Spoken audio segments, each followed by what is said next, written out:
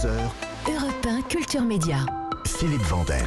Bonjour Rémi Jacob. Bonjour Philippe et Anissa, bonjour à tous. Bonjour Rémi. Rémi, au sommaire de votre journal des médias. Un représentant de TikTok reçu aujourd'hui par le ministre délégué au numérique, également le casting de la 2e saison du jeu de M6 Les Traîtres, avec une très grosse surprise, je vous en dis pas plus, et puis un documentaire choc de Zone Interdite sur notre système hospitalier au bord de l'effondrement.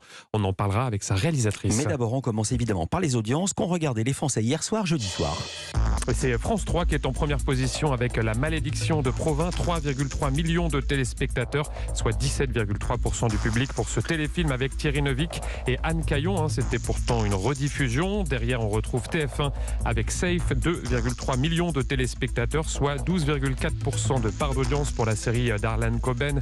C'est faible et c'était là aussi une rediffusion. Sa première diffusion remonte à 5 ans tout de même. C'était sur C8 et c'était également une opération déstockage pour TF1 puisque 5 épisodes étaient diffusés à la suite.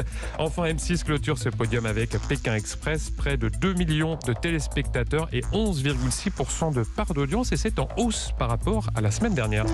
Europe 1, le journal des médias.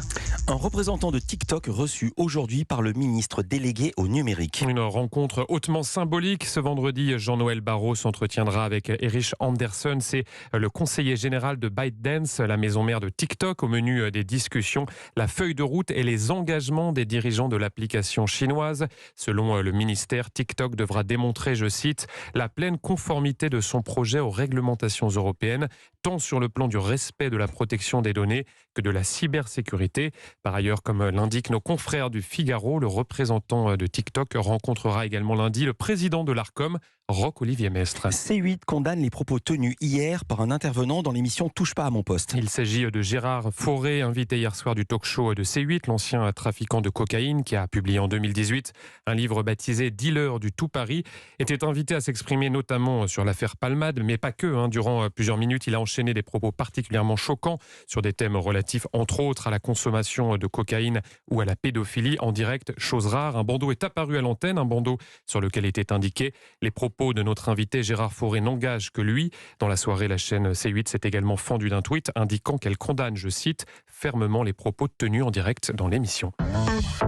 La surprise, c'est moi qui la donne. Jean Lassalle va participer à la 2e saison du jeu de M6 Les Traîtres. Eh oui, vous avez bien entendu, Jean Lassalle, l'ancien député et ancien candidat à l'élection présidentielle, sera au casting de ce programme lancé l'été dernier. Un jeu de rôle dont le concept est très simple. Vous avez 14 personnalités, parmi elles se cachent 3 traîtres. C'est comme ça qu'on les appelle. Ils doivent éliminer les autres, mais évidemment sans se faire démasquer. Et dans le reste du casting, on retrouve Charlotte de Turckheim, Natacha Saint-Pierre, Nathalie Marquet et son fils Tom Pernaut, Claude de Koh-Lanta ou encore le youtubeur Thibaut InShape. Ce sera sur M6. On zappe sur TF1 qui travaille sur l'adaptation en série d'un dessin animé japonais. C'est également le Parisien qui dévoile cette information et le dessin animé en question, c'est celui-ci.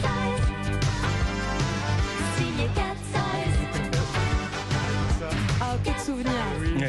1986, c'était Oui, ça sur... vous étiez pas obligé de le dire.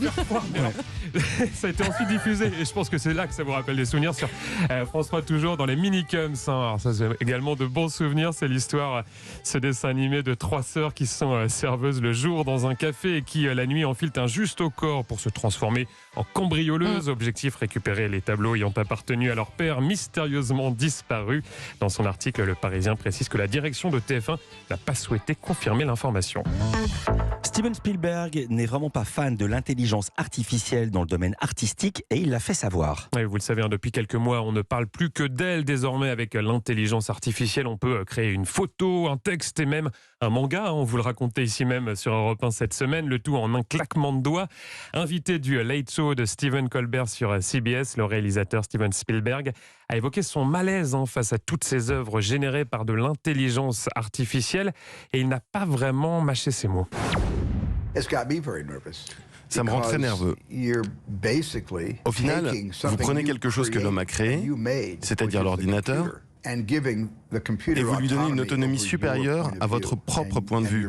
Et ça n'est pas possible. L'âme est inimaginable. Elle ne peut être créée par aucun algorithme. C'est juste quelque chose qui existe au plus profond de nous tous. Et de perdre cela car des livres, des films et de la musique sont écrits par des machines qu'on a nous-mêmes créées et qu'on laisse faire ça, moi ça me fait peur. Steven Spielberg, donc on reste dans le domaine des nouvelles technologies avec une nouvelle fonction annoncée par WhatsApp. L'application de messagerie instantanée va bientôt permettre de programmer une durée de vie pour les groupes que vous créez.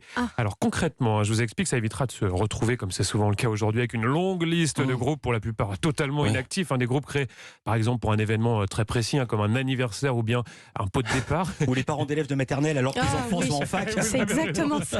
Avec parfois un message qui ressurgit, vous savez, 3 ans plus tard, et qui crée le malaise. Et bien là, vous pourrez décider lors de sa création que le groupe disparaîtra à une date précise. À noter que cette nouvelle fonction est actuellement testée, comme on dit, en version bêta avant d'être élargie à tous les utilisateurs. Ce dimanche, Zone Interdite propose un documentaire sur notre système de soins. Et ça sera à 21h15 sur M6. Ça s'appelle Hôpital, le combat des soignants pour sauver un système à bout de souffle. Aujourd'hui, entre pénurie de médecins, urgences saturées et services fermés, notre système hospitalier est au bord de l'effondrement. Vous découvrirez dans ce documentaire sa terrible réalité et notamment ce phénomène qu'on appelle les morts inattendues. Ce sont ces personnes qui décèdent dans les couloirs de l'hôpital avant même d'avoir pu être prises en charge, avant même d'être examinées par un médecin, comme ici à l'hôpital de Fréjus-Saint-Raphaël. Pour la première fois, une équipe de télévision est autorisée à filmer une telle réunion. Donc je vais vous présenter Monsieur Bernard, qui a 78 ans. Il s'agit d'un homme envoyé aux urgences après une chute brutale à son domicile.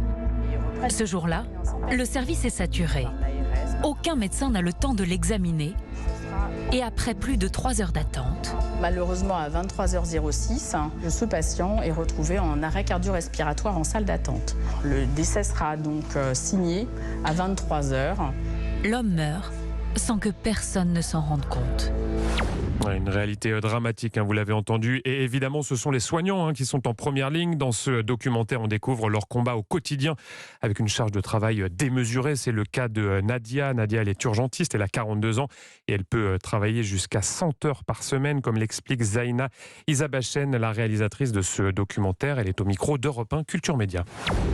Nadia, elle est tellement entière et tellement passionnée. Elle a ce métier chevillé au corps. Elle choisit de rester à l'hôpital parce qu'elle se dit un jour, ce sont mes parents qui viendront se faire soigner ici. J'ai envie qu'ils aient un service public, quoi. Comme elle n'a pas d'enfants, contrairement à ses collègues qui peuvent en avoir, elle va se dévouer pour prendre les vacances. Sauf que c'est des périodes où elle va être contrainte de bosser plus de 100 heures parfois par semaine. Mais ce qui est dingue dans cette profession, c'est qu'ils travaillent 100 heures par semaine et ils sont censés avoir une vigilance extrême puisque leur objectif, c'est de nous sauver. Il y a un moment où il y a forcément des erreurs. Les études l'ont prouvé d'ailleurs. Qu'au bout d'un certain nombre d'heures, on ne tient plus, quoi. Zaina Isabachen, réalisatrice de ce documentaire diffusé dimanche soir dans Zone Interdite. C'est présenté par Ophélie Meunier et c'est à 21h15 sur M6.